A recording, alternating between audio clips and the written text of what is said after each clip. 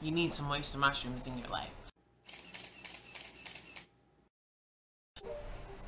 Hello, y'all.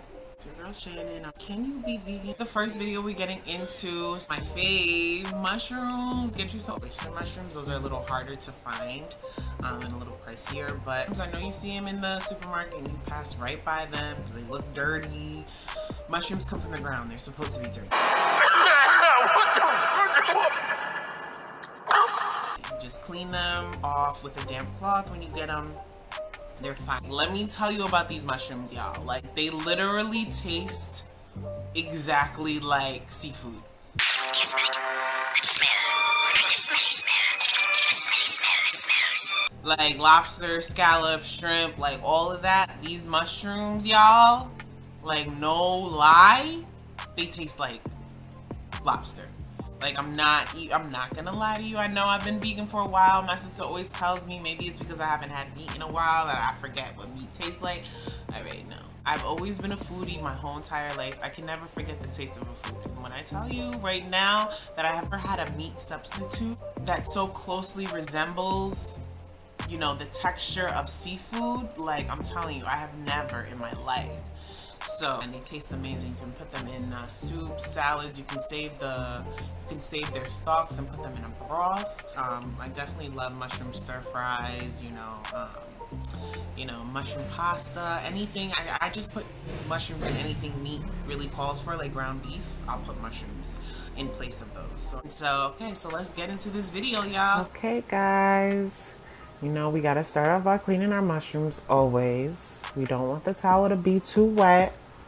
Just nice and moist, just enough to get the dirt off the mushroom.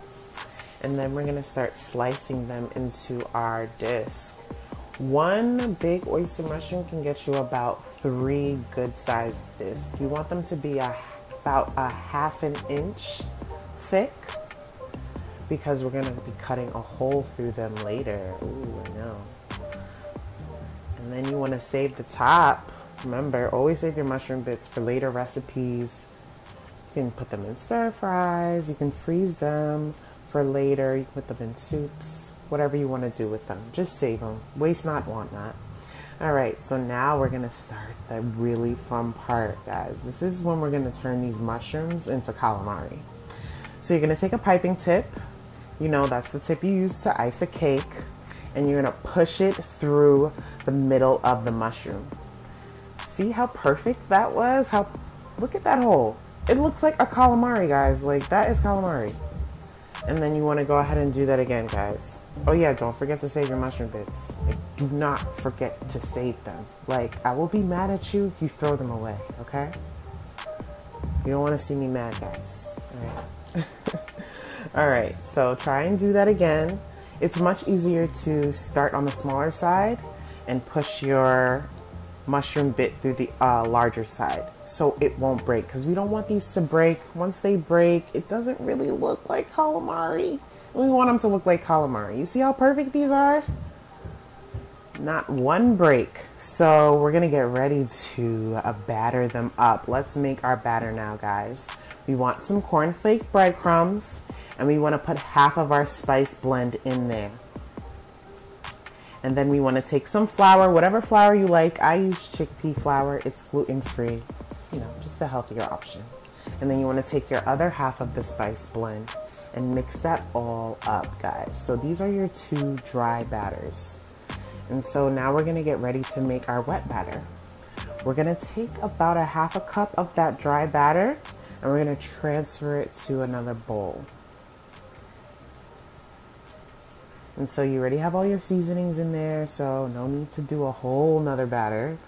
You just add a little bit of water to that, a little bit at a time, and you mix. Because we want a very smooth texture here. We want a smooth consistency. We don't want it clumpy. We don't want it too thick. We don't want it too runny. We want it to be like a pancake batter consistency or like a cake batter consistency, just so that the batter can stick to the mushroom, because we don't want it falling off. See, that's perfect. It should be falling off your spoon, not too quickly though. It should be falling off your spoon though. You don't want it stuck on your spoon. If it is, it's too thick and you need to add some more water. All right, so let's line up our batters here because we're about to get ready to bread these bad boys. Oh, I'm excited. Are you guys excited? I'm excited. All right, so we're gonna designate our hands here.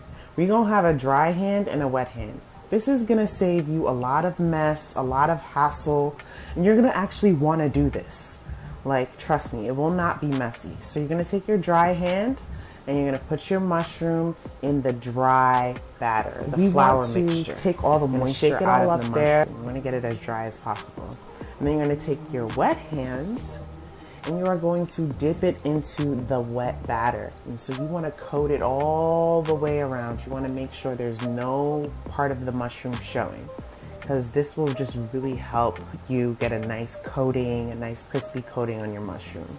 And then you're gonna take your dry hands and you're gonna mix it up into that breadcrumb mixture. This is what's gonna give you that crispy fried calamari look and feel. Oh, look how beautiful that looks, guys. Oh my gosh. So beautiful. I just love transforming like mushrooms into like my favorite seafood recipes. Because as a vegan, sometimes you feel like you're like secluded and like you can't really eat the foods you used to eat. No, guys, like we're gonna recreate every single dish we used to love. We're gonna veganize everything, guys. Every single thing I will veganize, and I will make a video and I'll put it up for you guys. I promise. All right. So as you can see, you want to shake off the excess. Make sure that's the key here. We don't want to make this batter clumpy.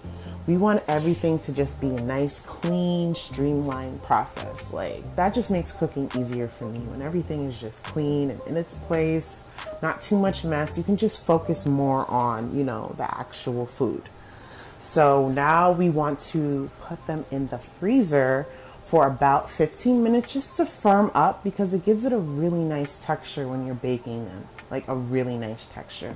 So now that we've put them in the freezer, we're gonna get ready to brush them with oil. So you're gonna wanna brush both sides with oil, and a pretty healthy amount, because the more oil you put on your calamari, the crispier they will get in the oven. Of course, if you're deep frying these, you know, in a healthy oil, of course, grapeseed or avocado, you don't need to brush them with oil, but I like to bake. It's just a healthier option. So you want to coat all sides with oil so that they can become really, really nice and crispy and really give you that fried calamari feel. So you're going to want to put them in the oven on 400 for 15 minutes and flip them halfway through. Oh, now that they're done, oh, look at those. That's calamari, guys. Did you forget that those are oyster mushrooms? I think you guys forgot, because I forgot for a sec. But it's calamari now. Like, it is calamari. I know you see that vegan mac and cheese underneath there. I'm gonna put a video up for you guys too. You just gotta wait on that, okay? We're focused on the calamari here. Can we just admire this right here? Like, this is calamari. Fried calamari. I can see you just putting some lime juice on that. Oh, garnishing it with a little bit of cilantro and red pepper. That sounds good. Thanks for watching my video, guys. Please like, comment, and subscribe. And if you want more recipes, download my 7-day vegan meal plan. Link is in the description. Bye, guys.